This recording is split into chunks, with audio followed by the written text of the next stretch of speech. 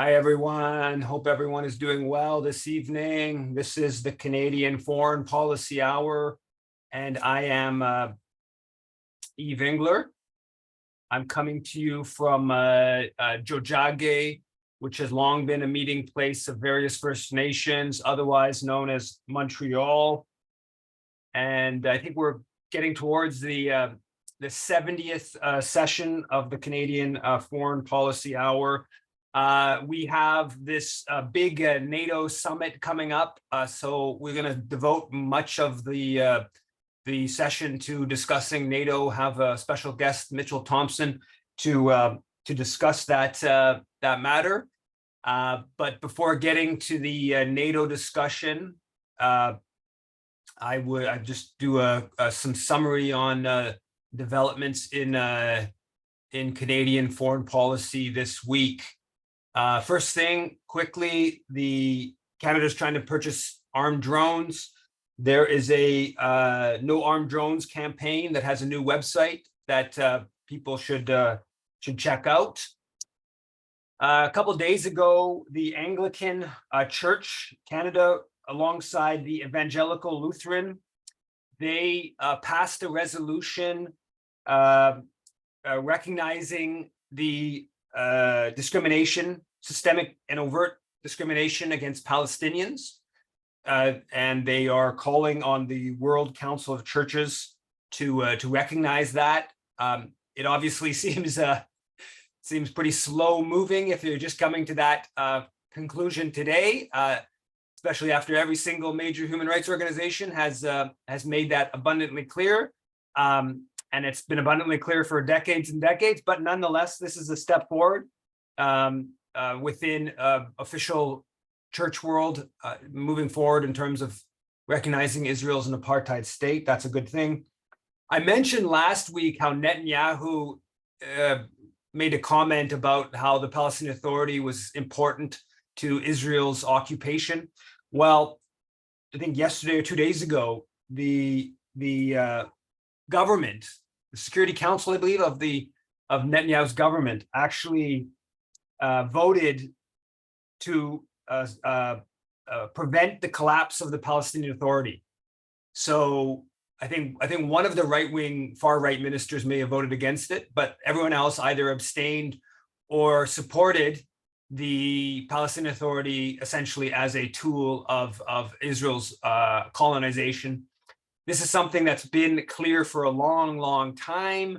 Now it's got to the point that, far-right Jewish supremacist, fascistic Israeli government is concerned about the collapse of the PA and is even, passing resolutions declaring that it doesn't want the collapse of the PA. This is partly tied to Israel's relationship with the US. It's a way of continuing this sort of pretense of the two-state solution. And Canada, of course, has spent a lot of money propping up the Palestinian Authority to act as the subcontractor of Israel's occupation in the West Bank.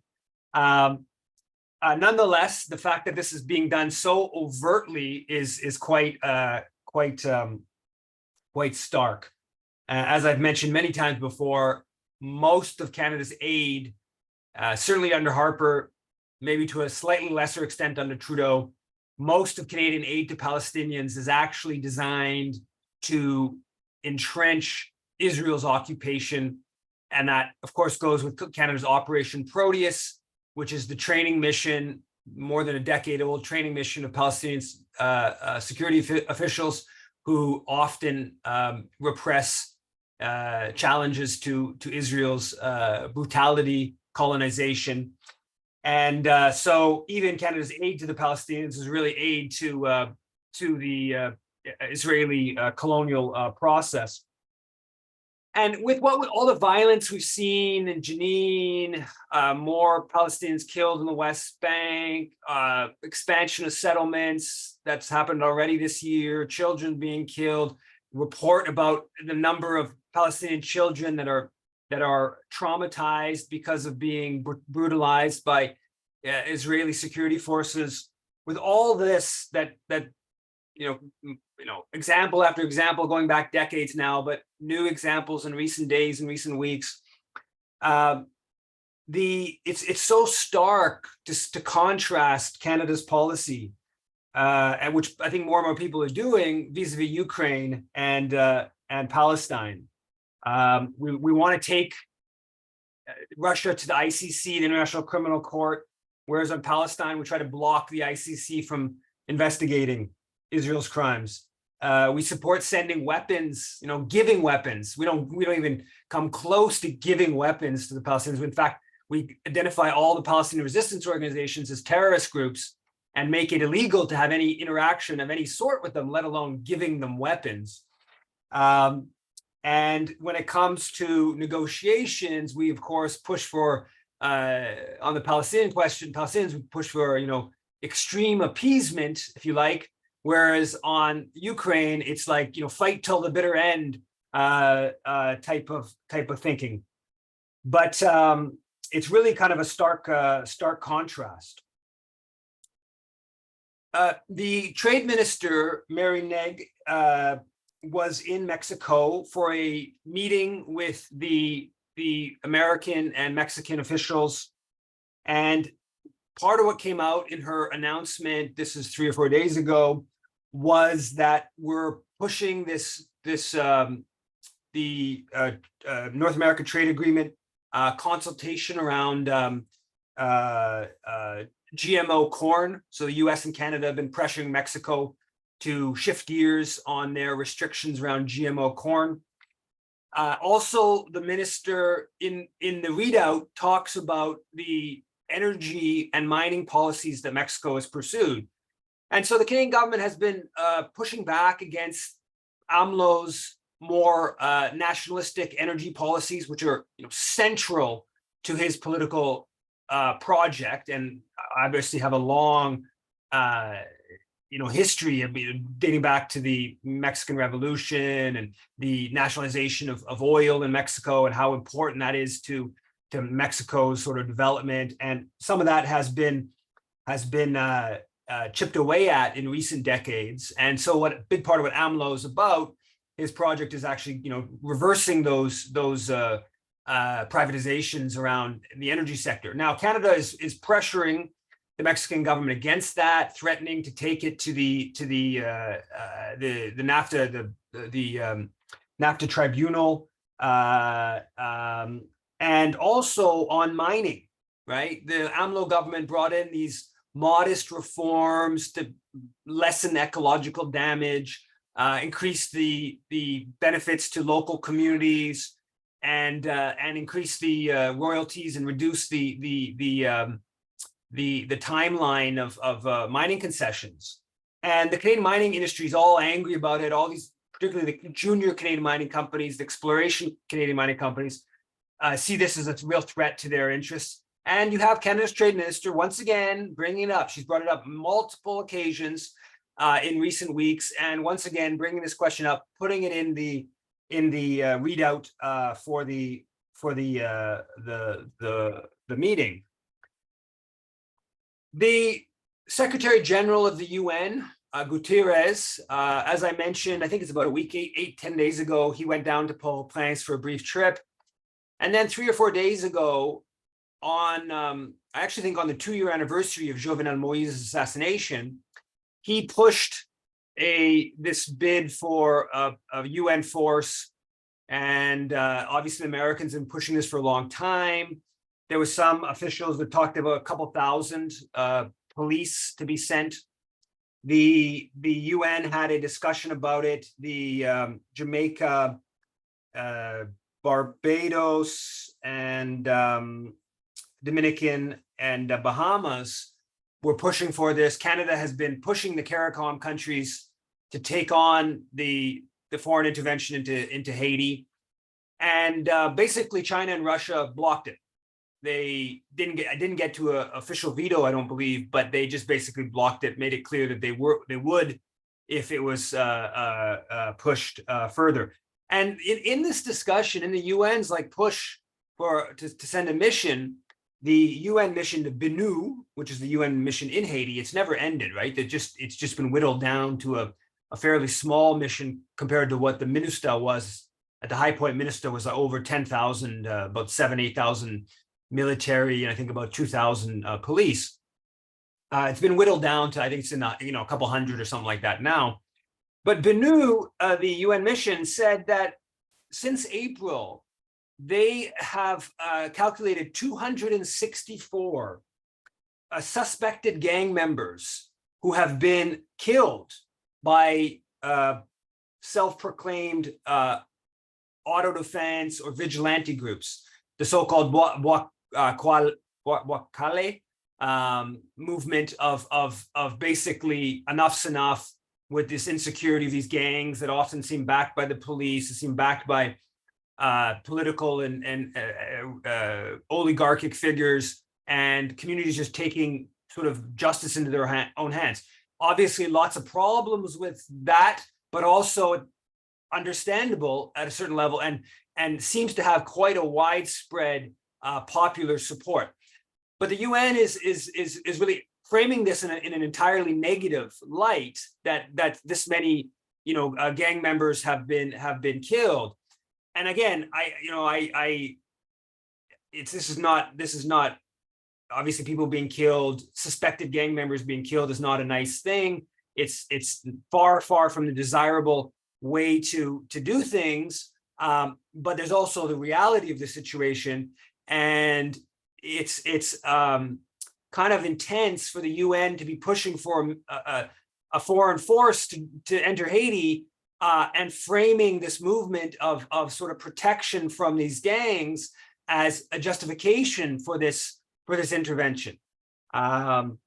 So that's and the Assembly of Caribbean People criticized CARICOM for their role in basically being the mouthpiece of Canada and the US in pushing for an UN occupation in Haiti.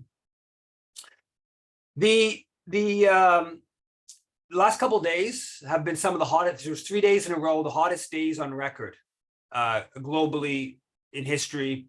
June was the hottest month on record, and the climate disturbances were just, they're growing, and we are definitely getting ourselves down the path of having limited control over lessening the damage. The Canadian Press published an article a couple of days ago about Canada's. There's a climate summit in Paris about I think 3 weeks ago, a month ago. And basically the point of the Canadian Press article was how little Canada did. They did the bare minimum. Trudeau didn't go, foreign minister didn't go, even the environment minister didn't go, just the international development minister went, and they didn't sign, Canada didn't sign this document, and they didn't put their name to this op-ed. It was that a number of other officials did. And in this story, it talked about how Canada has given I'm forgetting the name now, but they're basically IMF credits that were given to countries in the pandemic. And Canada decided to, instead of basically gave some of them to sort of impoverished countries dealing with the climate crisis, but most of it all went to Ukraine. So billions of dollars have gone to basically stabilizing the budget of the Ukrainian government. And in this story, it contrasts how much has gone to Ukraine. It's like 3 times has gone to Ukraine versus all the other countries of the global South. And basically the point of the story is that the climate disturbances are real. They particularly affect the countries that have least responsible for creating the climate crisis.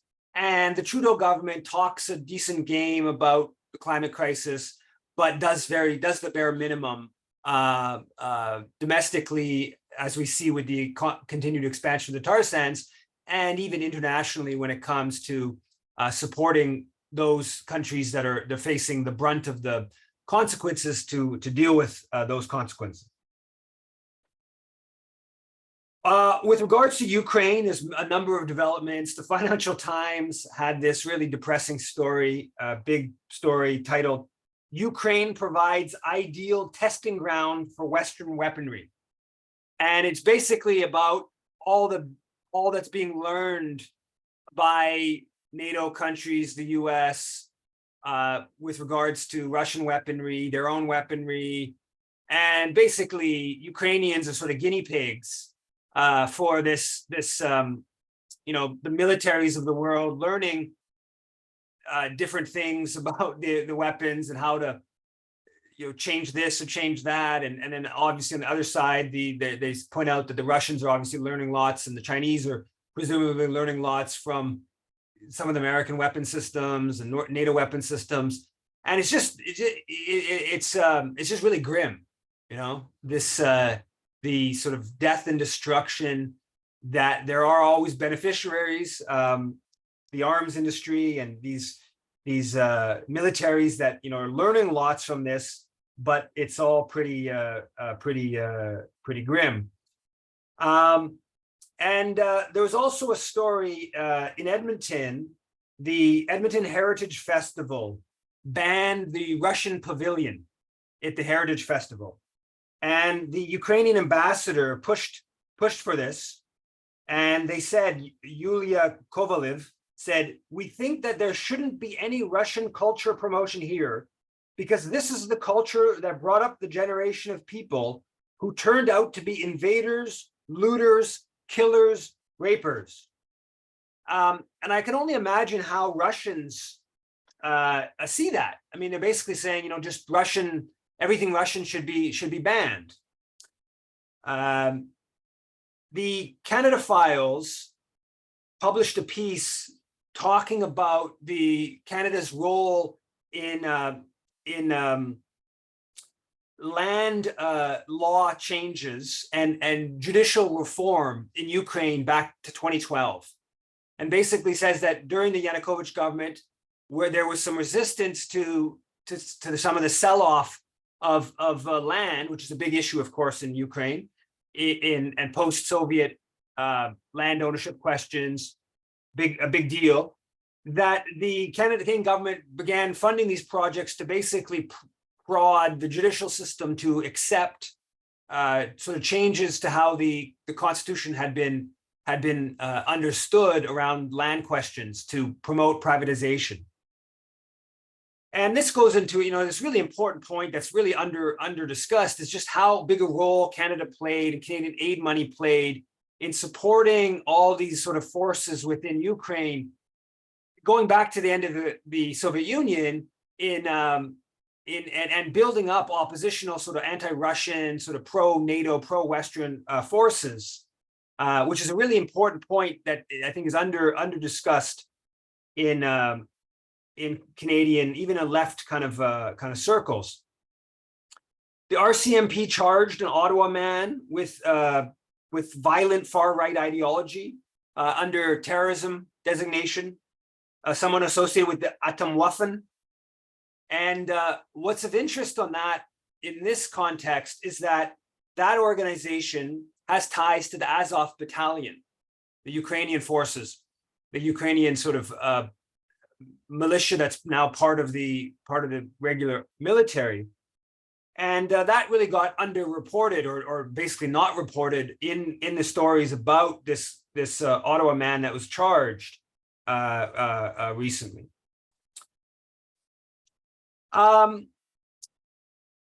So Stephen Harper is on a European tour. There was a bit of a kerfuffle about his meeting with Viktor Orban, the hard right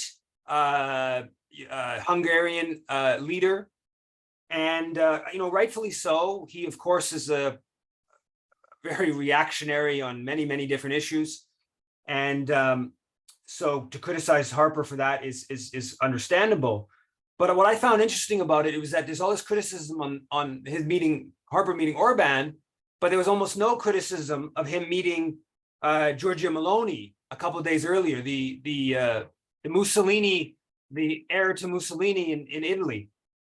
There was also almost no commentary on Harper speaking at the MEK rally in Paris, right? MEK is this violent cultish group that was on Canada's terrorism list previously. And the over focus on the Orban question, I think, is in large part because Orban has been reticent vis-a-vis the NATO war with Russia.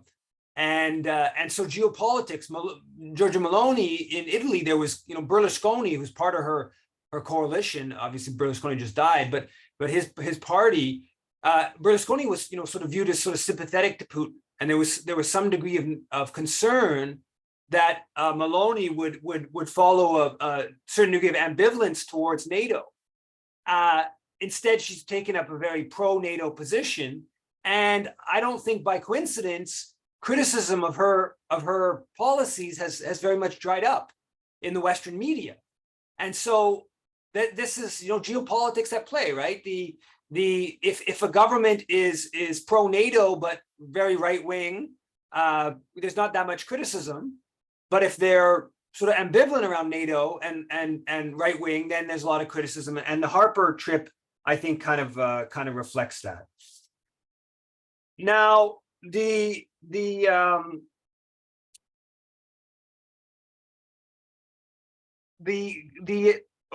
sort of backtracking a little bit here, actually, back to the Ukraine and NATO question. Obviously, the Americans announced that they're sending cluster bombs, and this got a lot of attention. In Politico today, they ask Defense Minister Anand, who of course is off to I guess she's probably in Latvia right now, or maybe in Lithuania, as part of Trudeau's visit to Canadian troops in Latvia onwards to the NATO summit.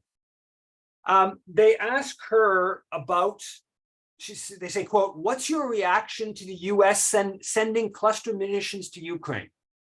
Okay, and Anand responds, quote, "The suffering will not end until Putin lays down his weapons and gets out of Ukraine. Canada is focused on our obligations under international treaties and conventions, as well as providing Ukraine with the military equipment that it needs to fight and win this war.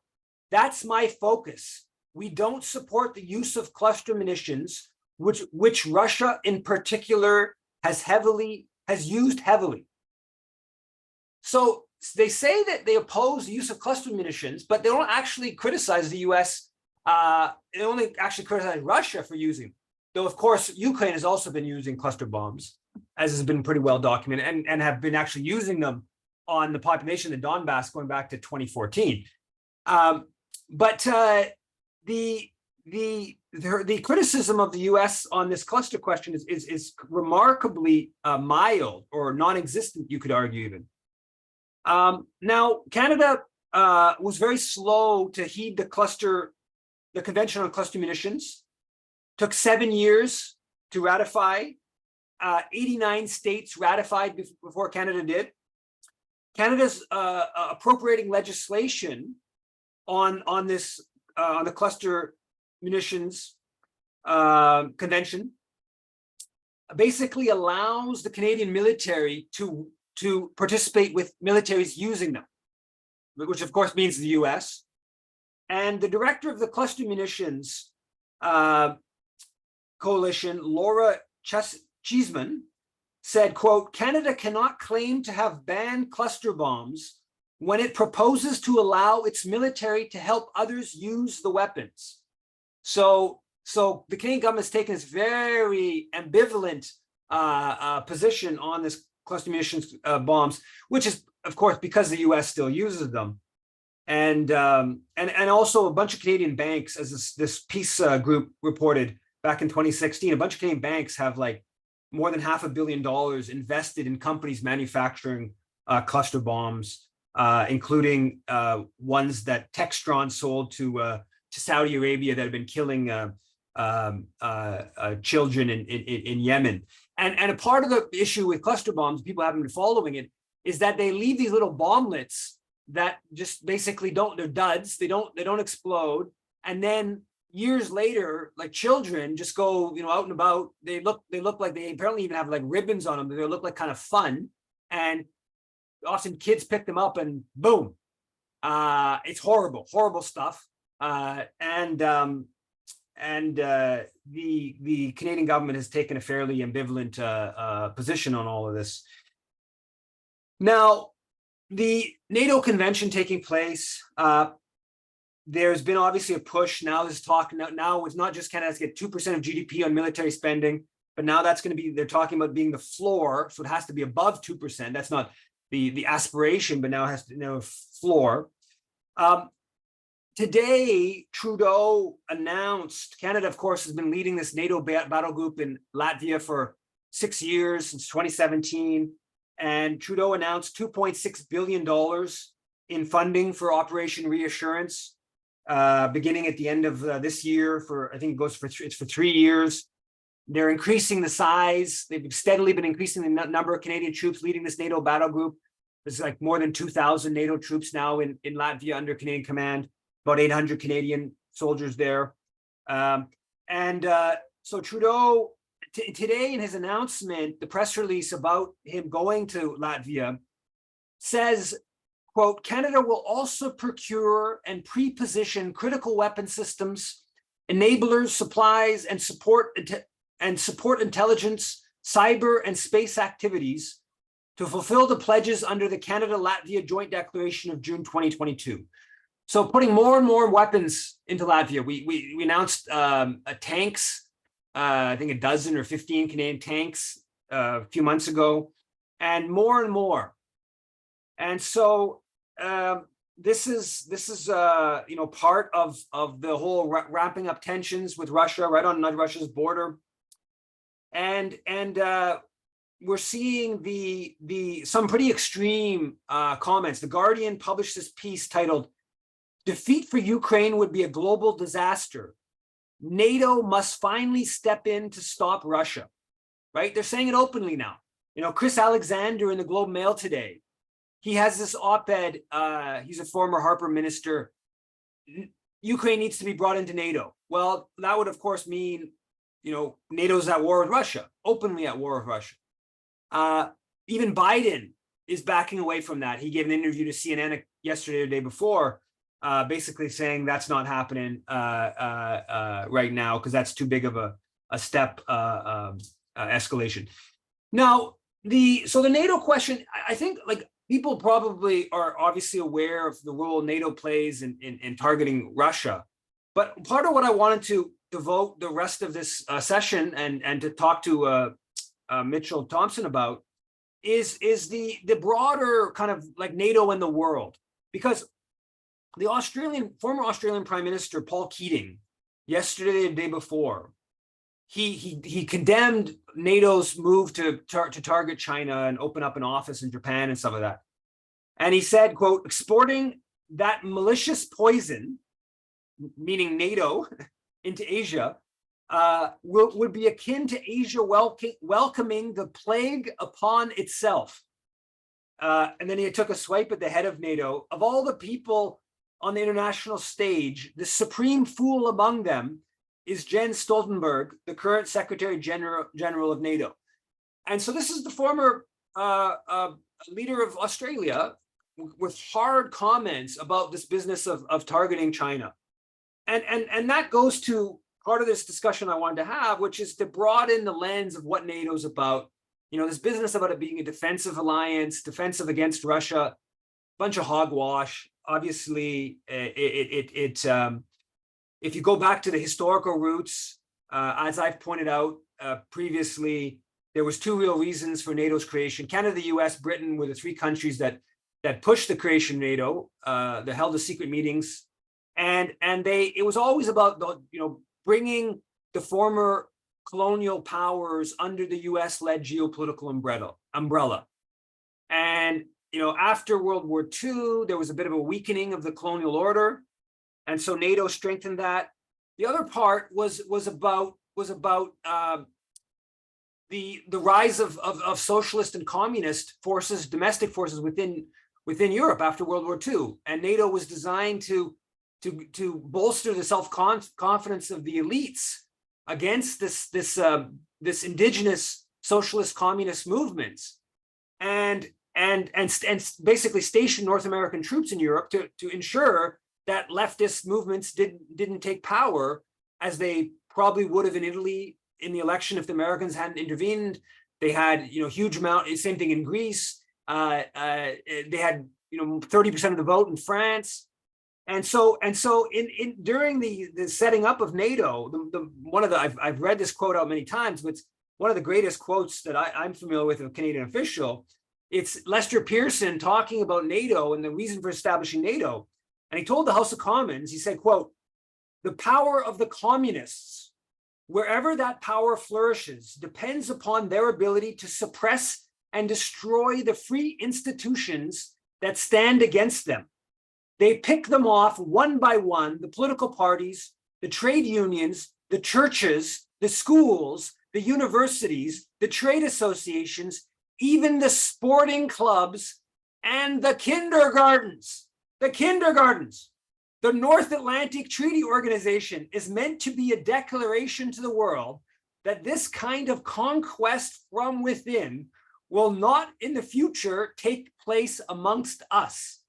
So that is Pearson saying that we need to dispatch North American troops to Europe because the communists are going to take over the kindergartens. And so that's obviously the Operation Gladio side to NATO. So NATO had this element of protecting Western Europe from its own communists and socialists, and also bringing the whole world under the US geopolitical umbrella. And the most crass example of that early on is the NATO mutual assistance that Canada gave. It's like $8 billion, forget the exact number in front of me right now, 1.5 billion, I believe it was, of Canadian weapons given to the European powers in early 1950s, while they were suppressing independence in Algeria, Vietnam, the Kenya, the Kikuyu, the so-called Mau Mau, the Belgians in Congo. Canada gave billions and billions of dollars in weapons, knowing where they were being used. They were using the bullets. Canada was giving bullets to the French while they were killing people with those bullets in Algeria. And that was understood, quietly, of course. And so NATO was about that from its get-go. And so I thought I would bring Mitchel on to talk about some of this. And I'm just going to try to find him in the gallery here.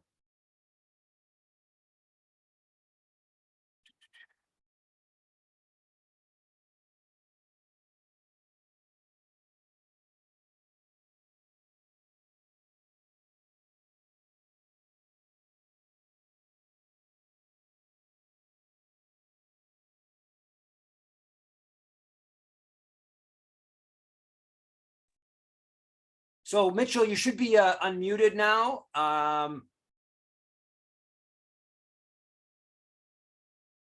Hello, hi Eve. Hi Mitchel, hey, how's it going? So I'm going to try to also get you up on the screen properly. I'm not seeing that right now. But first, before getting into the NATO question, you just published a piece on Canada's counterinsurgency plan, or the update coming. Do you want to just give listeners a quick sort of summary of your article?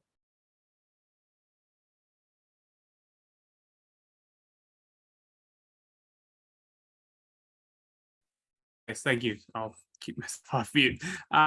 Yes. So those are I think the beginning of counterinsurgency doctrine proper is I believe in Guatemala after the overthrow of Arbenz, and Canada, as other NATO powers, have long had their own counterinsurgency documents, and they're basically how to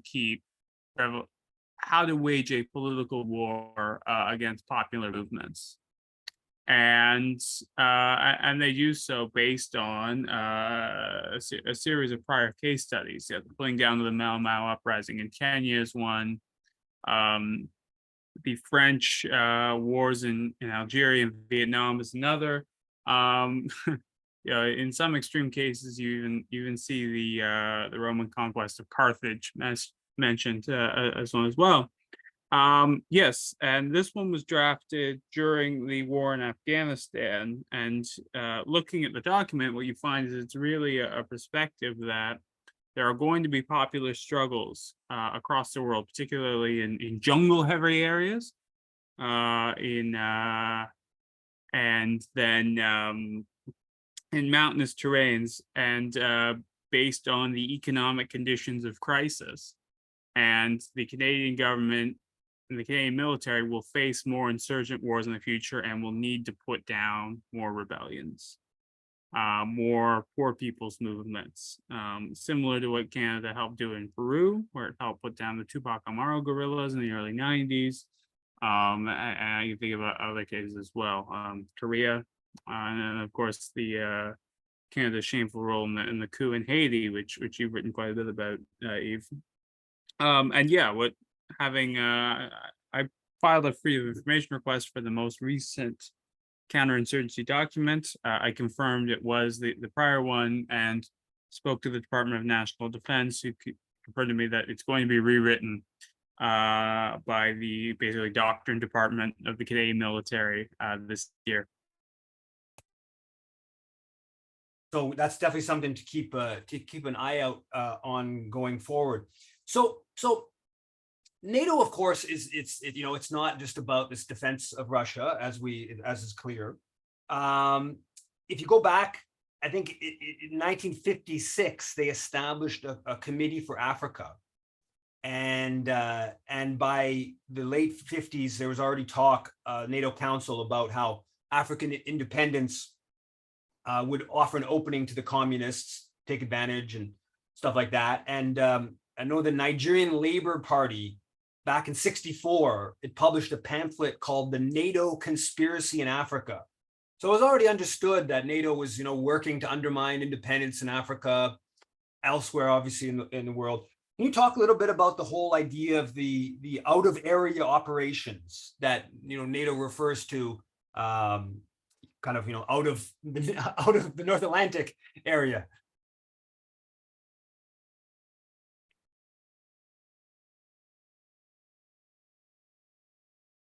Go ahead, Mitchel.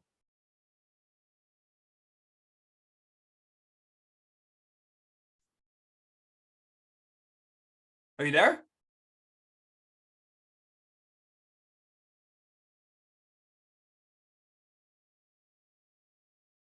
Okay, let's see.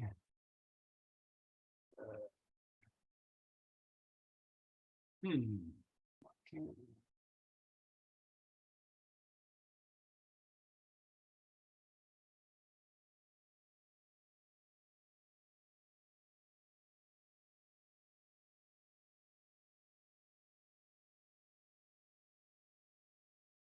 Well, I apologize here. I'm not sure what's going on. I'm seeing that you are unmuted, Mitchel. So I don't know if it's possible, if it's on your side. But I can't see actually how I would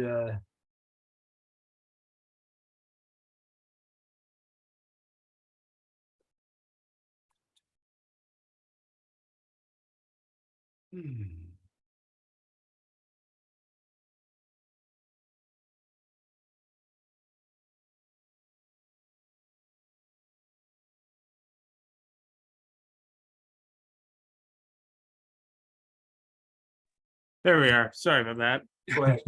Yeah, so can you just talk about the whole out of area operations? Yeah. Yeah. So, I think, as you said, the mutual aid program, the mutual assistance program, begins in, I believe, 1950, 1 year after NATO's founded.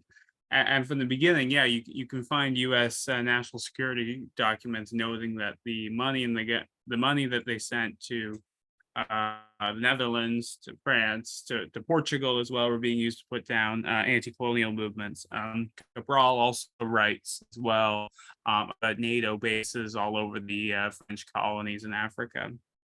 And throughout the Cold War, you have repeated examples. I think South Africa tried to join NATO at some point, and was declined, but not entirely. And then the big change, I think, begins with in 1960, in the early 1960s, rather. In the Cuban Missile Crisis, there was talk of a NATO role. The Secretary General at the time said, although they decided against a NATO intervention against Cuba, they had put all the ministers of defense within NATO on alert. Um, and we know that NORAD in Canada was very much involved in preparing for a possible action against Cuba during the missile crisis. Thereafter, when NATO met in, I believe, 1967, there was discussion about, as the Secretary General at the time said, I believe he was, the U.S. had an interest in getting more NATO flags flying in South Vietnam to support the war there. Thereafter, in 1980, with the civil war in Afghanistan, NATO discussed working to defend the interests of states that aren't necessarily members of NATO. And then with the end of the Cold War, you see a real extension. I think the first proposed out of area operation would have been the Gulf War, where NATO actually did, with its Allied warning system, help support the U.S. and Canadian military campaign against not just Canada and the U.S., but the general Western military campaign against Iraq, and justified it actually in the interests of oil explicitly, that they needed to secure Kuwait and Iraq's oil supply. Anything that threatens the interests of NATO powers was a security concern. It's really to see something that explicit, that craven imperial interest justifying an intervention, but it's written there in NATO's minutes, and they're available on the website. I haven't had time to go through all of them, but I hope to do a piece on it. And of course, in Yugoslavia as well. Also continued the NATO expansion. I think, just to bring it to a point, in NATO's strategic concept document, as it was drafted last year, there is an explicit point about projecting NATO's powers to Africa and Asia and to the global south more generally, where they don't have formal NATO powers. From the beginning, Canada has also been complicit in this.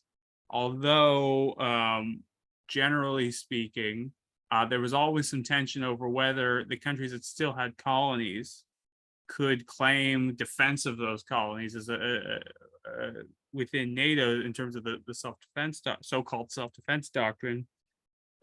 Lester Pearson, involved in the founding of NATO, actually said and protected the old colonial empires from sanction, and said they play a really important role. I think the phrase he used was in looking after those non-self-governing territories, was the language he used to describe the European colonial powers, and very much worked to shore up their interests within NATO and within the United Nations to maintain systems of colonial rule, which, as you mentioned, has been NATO's role throughout, and is explicit in the most recent strategic concept that came out last year. Yeah. So, like, I was thinking about this, and I haven't really seen people, write about this or whatever, but I was like, with the exception of the countries that are in NATO, like, if you did a poll of the leaderships, like a private poll of the leaderships of the rest of the countries in the world, I wonder how many of them think NATO is a good thing. My guess is that basically every government, and certainly the populations, basically think NATO is a aggressive alliance that is a threat to them. Now, in our media, that is completely, we're apparently this is a defensive alliance. It's a defensive alliance. It's a defensive alliance. It's a defensive alliance, and we're going to hear that over and over again, despite bombing of Libya, despite Yugoslavia, despite Afghanistan, despite what you've just laid out. But yeah, any kind of comment on sort of that macro level? Yeah, absolutely. NATO is defending itself all the way from the location of its European members all the way into Africa, Asia, and Latin America. It's a funny definition of self-defense. It's not self-defense. It might be self-defense if someone breaks into my apartment, it's not self-defense for me to follow them back to their apartment and beat the shit out of them. That's just where NATO sees itself maybe if I called that projecting my defensive power over to their apartment, I could still pass it off, but I don't think that would stand up in a court of law. But of course, it is the imperialist powers that write international law and ensure that it's mediated, and those are the NATO powers, overwhelmingly. So, yeah. No, go ahead. No, go ahead, please. Yeah, no, I was just going to open it up to comments and questions, and people. I'm having some difficulty with the tech side, and Laura, who's been the co-host, is not. She's on vacation for a little bit. I made you a co-host, Mitchell. So if you, so now you're maybe, now we can see you. Sorry, I should have done that earlier. But yeah, so if people have comments or questions, go ahead. And if you see anybody that I can't see, like I see right now that 2 participants have raised their hand, but I can't see actually who those people are. Oh, go ahead. Yeah, Nadia, I can see Nadia here. Go ahead, Nadia, with your comment, question. I'm trying to understand why are the videos turned off?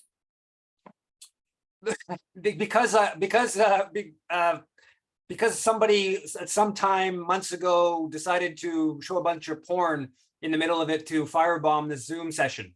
So the security, I had to bring in all these security arrangements because we got sabotaged a couple times. Oh, I see. Okay. Yes. But go ahead with do you have a political question? Okay, go ahead, Jake. No.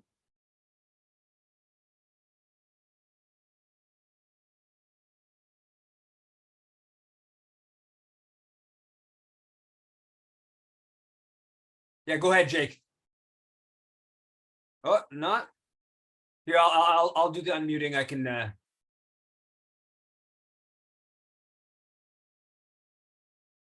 Can you go ahead, Jake? Oh, right now I couldn't unmute it myself.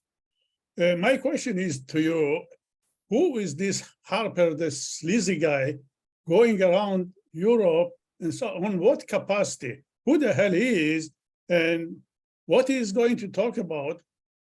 It's, for me, it's baffling. Who's Harper to go and do any, like, on behalf of Canada, on behalf of his party, or what is it? Can you take that one?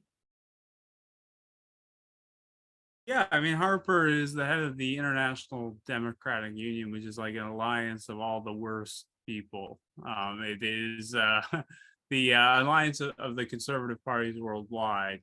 And yes, and of the various, with the leading imperialist countries, their parties taking the leading role. So it's split roughly between the Conservative Party of Canada, I think the British Conservative Party, and the German CDU. I think probably the most prominent parties in there, but they have supported their little junior reactionary bulwarks as well. I think in 2019 they were in Chile and in Santiago working with the former right-wing government there on the edge of the mass protests against it. And have really been a bulwark of the most reactionary policies in the world, and exists to be the most reactionary defenders of capital anywhere. I think it was interesting, with Orban. I think he was recently removed from the European People's Party, his party Fidesz. He remains a part of the IDU, but it was just, they have no problem with his anti-immigrant policies or his racist policies. It's just that he's not quite committed enough to NATO. He is a horrible reactionary, a racist, and an imperialist in his own right. But that's fine among these people. It's just he has its own reactionary foreign policy. I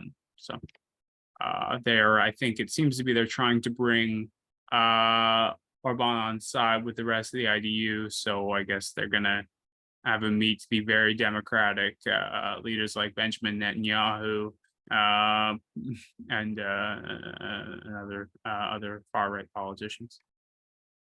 Go ahead, Claire. Can Canada spend its NATO 2% on diplomacy and consultation, If we not physical weapons? if we organize it, they can. We can. Canada can. Okay. Go if you want to add to that. Well, yeah, I mean, I think one of the unfortunate realities is that I've written a lot of articles on Canadian peacekeeping. I think Eve has talked a lot about the nature of Canadian diplomacy, and it's an adjunct to war. It's not a replacement for it very often.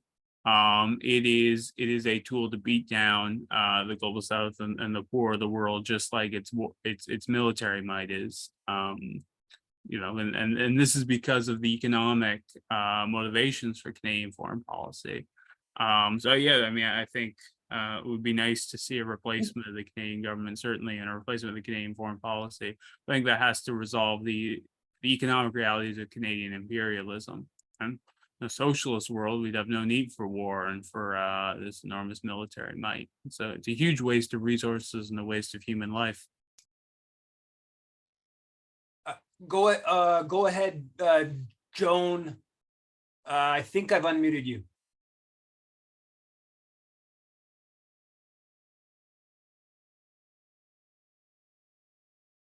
Doesn't want to let me unmute you. Well, I'll go down here. No. Yeah, go ahead. Okay. So Dmitry, when he was at the anti-NATO rally over in Toronto, called for the dissolving of NATO. Now, for years, I think since the 90s, I used the term disband NATO, but I think dissolving is a better term, because that's what happened in the 90s with the dissolution of the Warsaw Pact, and that's when NATO should have gone as well. So I think there has to be a united call for the dissolving of NATO. And I've been astounded over the years. I've been involved in Yugoslavia, and I've been in many areas where NATO was involved, and the peace groups internationally have been so reluctant to really demand the dissolution of NATO. I mean, we can talk about, and because I mean, one thing that really concerned me the other day was I was on a Zoom with the new one expanding in the Asian Pacific. It was called Fanning the Flames of War. It was a very good session, but they're already in there, and as Mitchell pointed out, they're all over. But we've just got to stop them. And if the peace groups aren't united in calling for the dissolution, it just doesn't make any sense. When I was using maybe people didn't like the term disbanding, but I can remember being at one meeting in Canada where I kept saying we've got to call for disbanding NATO, and said, no, we can't do that. And I have found peace groups, even a very well-known one in Ottawa, said what we've got to do is call on Canada to try to change NATO. Well, no, come on. I mean, it's just gone too far. This is just ridiculous. But I think that, anyway, that's my comment. And if Mitchell could go on and talk a bit more about fanning the flames of war in Asia Pacific, I can't, this is just beyond belief. It's such arrogance.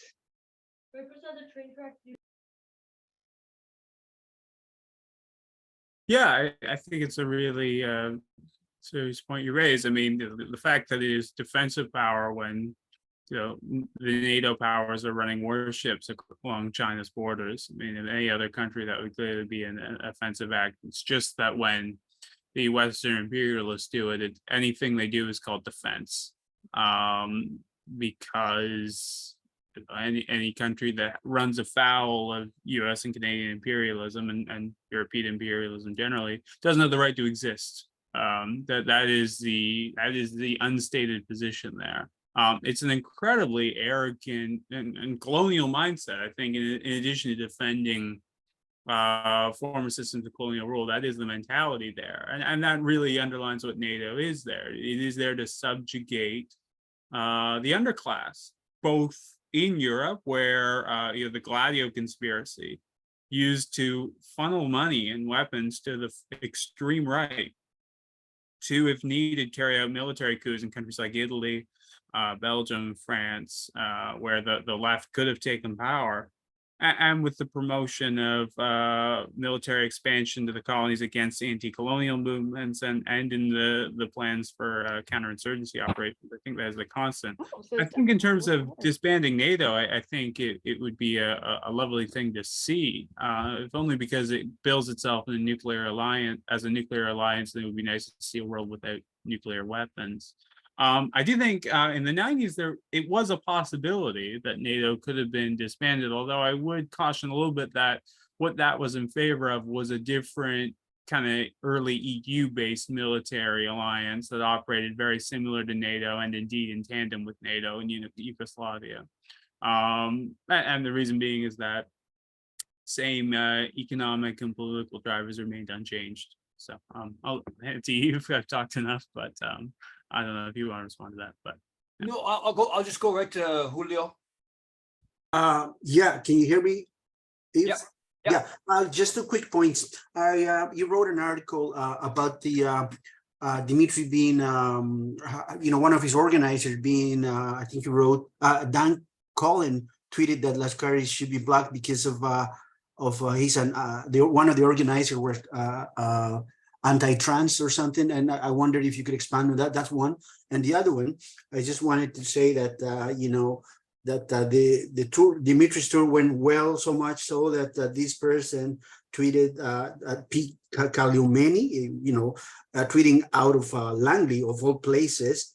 He challenged Dimitri to a debate, and at the last minute he said, yeah, I accept your debate, but not with me. I'm not good at debating. So that's all the points I wanted to make. Thank you. Yeah, I think that my impression from kind of afar was the Dimitri tour went well, and it became just doing it. I know they did an event in Toronto after the first event got kiboshed, and they did a follow-up. Just sort of in principle, we can't let them deplatform or cancel events. So, it took on a life of its own beyond the narrow of what was being said at the actual thing, just to be able to hold it. So I think that's good. And it's really good that the organizers and Dimitri and all, pushed forward and made sure that the events happened. I wrote a piece, I haven't published on my site yet, Canada Files published it today, that talks about these leftists, so supposed self-described leftists, they often call themselves anti-fascists. Some of them frame themselves as anarchists, who were really explicitly saying that Dimitri's tour should be canceled, and were very openly calling on people to try to shut it down on the grounds that he had associations with individuals who were anti-trans. No one, what I saw, no one said that he said something or did something that they objected to politically, but that people who were involved, that he'd done interviews with some places that they had reactionary ideas, and that, some organizer, I'm not sure who the organizer was, but one organizer in one city was defined as a TERF, a trans exclusionary radical feminist. To me, all of this comes across as completely wild. To be making this on a sort of a pseudo leftist argument for shutting down talks about how to end the horrors in the Ukraine and lessen the possibility of nuclear war seems really wild to me. But there is a milieu. There's a milieu where this is actually, people like to frame this all as this is like CIA agents or the RCMP's Twitter accounts or this kind of stuff. And I think that kind of stuff is probably involved at some level, but I think there are also currents of left-wing thought that accept this. And I think if you look at the level of demonization, calling critics of NATO tankies, or calling them Putin apologists, or Russian funded, there has been a lot of demonization that's been going on now, certainly for the last 18 months. There's other facets to it before that. And I don't think it's like that big of a step forward from once you're in that milieu of the demonization of those criticizing Canada's role in the NATO proxy war, to go one step further and say, well, okay, they have to be shut down now because of this sort of like this, progressive framing of this anti-trans or whatever. I think that there's a certain like coherence, a certain logic to that. But the other side to it is I think it's very much associated with power, right? Like, the reality is a lot of these issues that some of these people, leftists, take up, they get place in Toronto Star or CBC, right? They're willing to hear those voices. They're willing to hear these anti-fascists who are pushing back against the far right, trying to disrupt, drag things at the public library. The Toronto Star and the CBC are not willing to hear critics of NATO, right? So like it becomes, they would never admit that they're sort of power worshiping by punching down against the NATO critics, right? These sort of the anti-fascists or the self-described anarchists doing this, they would never admit that they're power worshiping by punching down. But I think that's effectively a big part of what they're doing. And so long as the anti-war movement, so long as there's very little in terms of mass mobilization on anti-war kind of issues, it's fairly easy to do this. And yeah, it's troubling, but that's just, it's reality, and we should be aware of it. I don't think it's that important in the big, the grand scheme of things. I think that, what the Globe and Mail publishes and what the CBC publishes is far more important than some marginal leftist on Twitter, but it is still something to be conscious of. I think, go ahead, Yuri. I think I've unmuted you. Thanks, Steve. This is a question on behalf of Comrade Tina. She wanted to ask Mitchel, how should we vote in the next election if the same parties are there? And how do you get rid of these noxious politicians that we have? Yeah, that's the question. What to do about, that's the question. Yeah, I think it's an open question. I think there was probably, I think the NDP's relationship to Canadian imperialism is, if I can use the phrase, weak-kneed, and it has been roughly since its founding. There have been at various times the anti-war currents in the NDP. They seem fairly weak at the moment, and certainly the whole, at least parliamentary caucus federally, is in more or less lockstep, at least in the voting. I think what's more important is to build a mass movement against imperialism in solidarity with revolutionary anti-colonial movements on the ground. It will inevitably have some political expression, but I think that's probably the priority at the moment. Certainly, I think that's a better way to bring pressure to bear on the elected representatives than talking at them. I don't know that there's much I could say as a socialist, as an anti-imperialist, that would sway Jagmeet Singh to come around to a revolutionary socialist perspective personally. So I don't know, but I think there's lots of ordinary people who don't like the increase in military spending, don't support Canadian imperialism, and to support liberatory movements, and there's more than enough of them for us to talk to and work with. But I think we really need a movement that's outward facing and willing to fight. I don't know if you have anything to say on that. No, I'll just Kim, go ahead, Kim. Hi, yeah, there's a few things I just wanted to know. First of all, a few people have asked, is there a link to Mitchel's article, the one that sort of precipitated this meeting. Is there an article, or I think he writes for press, what is it?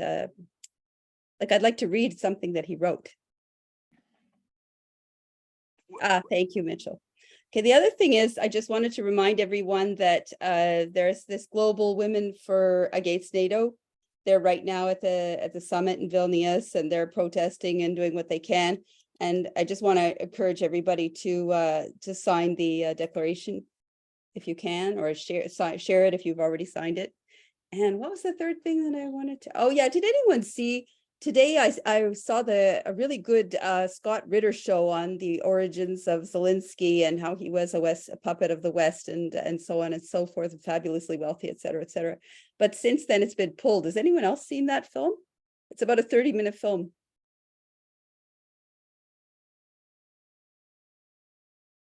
That's it.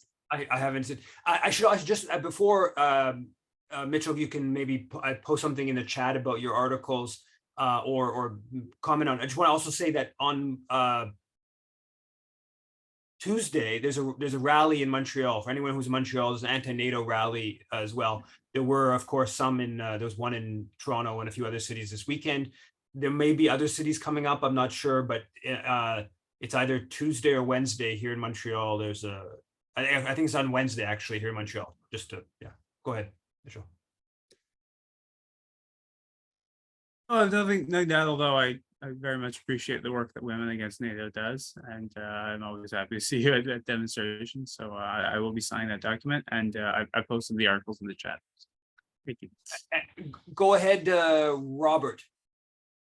First, I'd like to thank everyone who was able to participate in the demonstration in Toronto on Sunday. In my view, that was some of the firmest opposition to this big tidal wave of Ukrainian forever that sort of smothered our whole parliamentary system. So there is resistance there. I really appreciate that people came out and stood firm. I noticed in the chat there's a demonstration in Regina on Thursday. So yeah, I think these things will continue. Sort of Vilnius is the last straw, because they're moving right to the front line, a direct NATO confrontation against Russia, and all the consequences that would bring in terms of the danger of nuclear war. So that danger shouldn't be enough to stop us organizing, because actually it's only our organizing that can stop that happening. So thank you for letting me speak, Yves. And final question, Doug Niebert? No, it's Daniel. That's fine. It's Daniel Nybert, and I was at that session yesterday as well. Tamara Lorenz was speaking along with Dimitri, and then I think it was Miguel Figueroa. And I think Dimitri, the point I want to make is Dimitri said, and for the life of me, I can't remember the citation for this, but there was a survey done like quite recently, and it showed that 52% of Canadians don't want us to be involved in this nonsense in Ukraine.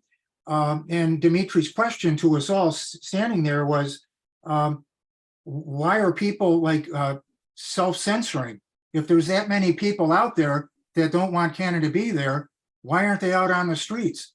I mean, back years ago when Chrétien was running for re-election, they had these massive demonstrations in Montreal, probably from the younger kids too, the millennials. But they made such an impact, so many tens of thousands of people were in the streets that Chrétien and his advisors said, no, we're not going to go along with the U.S. on this.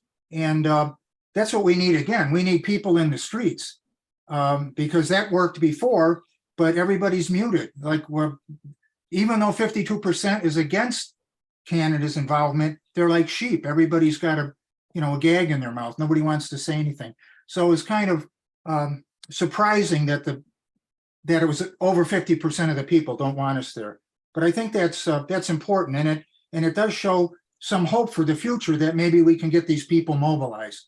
Thank you. So thanks everyone, especially Mitchell for coming on.